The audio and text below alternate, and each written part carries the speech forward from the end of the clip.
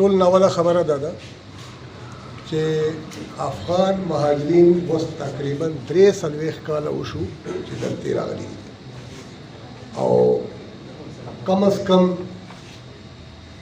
2 جنریشن چې څه ته موږ وایو هغه دلته پیدا شوي هم دي.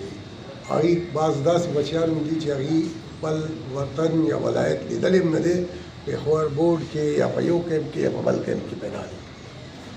چې کله موږ دا وایو چې مهاجرین لکه تاسو دا خیال وي زموږ وطن کې مارشل لا وه د جنرال ضیاء الحق چې کله افغانستان کې یو بدلون رالو هغې نه پس چې دی خلک دې نه ټوله دنیا هغې کې دخل کولو او په زور یې کسان هم راوستو او د امن نه کېدو د لاسه هم ډېر خلک رالو. په دې باندې بل چې زه پروفیسر یم بنیادي طور باندې نیشنل پارټۍ پښتونخوا وحدت صدارت نه علاوه زه به تاسو ته یو علمي خبره وکړم. 84 کال کې ایریا سټډي سنټر یونیورسټي اف پېښور چې د کوم زه بیا وروسته ډایرکټر وم هلته د پي ایچ ډي یو مقاله ولیکلې شوه، ډیفنډ شوه او هغه ساینټیفیک مقاله وه. یو پنجاب کس عبدالحمید صاحب لیکلې وه او هغه ډیفنډ شوه ټول دنیا کې. هغې کې یو کانسپټ بنیادي رالو، هغې ته ویلو امپیلډ مایګریشن، یعنی دا داسې کډوال نه وو چې دوی په خپل خوښه راغلي، دا امپیلډ مجبوره کړی شوي وو چې دلته راشي.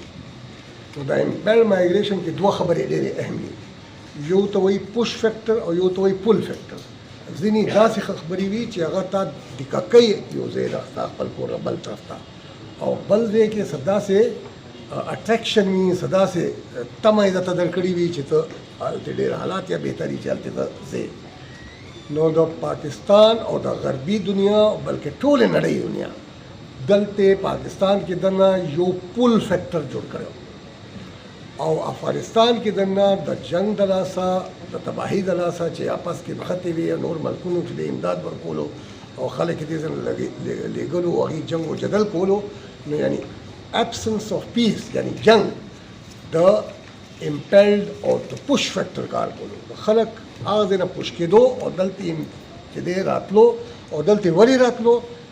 مونږ د هغې تھیسس دا بنیادي نقطه وه چې هغه زمانې کې د 5 کسانو یو خاندان چې و افغانستان کې د هغه آمدن هلته 1400 افغانۍ و، 1400 افغانۍ و.